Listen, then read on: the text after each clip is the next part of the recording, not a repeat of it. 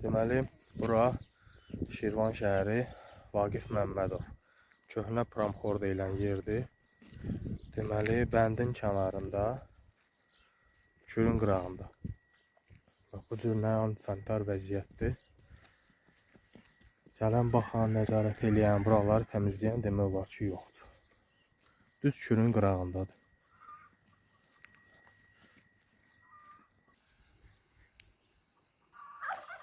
Deməli, bu gördüyünüz mənzərə bəndin qırağı boyu düz axıra qədər bu formadadır.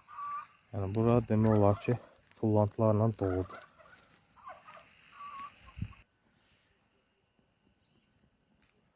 Baxın, bu formada düz Kürün yanında antisanitar vəziyyət baş alıb gedir. Səbəbi bilirsiniz nədir? Çünki burada bu qədər əhaliyə bir dənə düz əməlli zibil yeşikləri quraşdırılmayıb. Və əhali də məcburən öz zibilini bax belə Kürün qırağına atır. Görürsünüz nə qədər yaxındır. Hamısı buradadır. Və bir dənə burada bu boyda əhaliyə bir dənə zibil qabı quraşdırılıb. O da gördüyünüz bax oradır. Onun da yanı başı yaman gündə. Gəlib təmizləyib baxan yoxdur.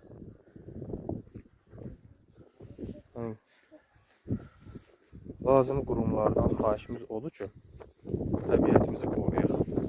Ekologiya deyirik. Təbiəti qoruyaq deyirik, amma əməl eləmirik.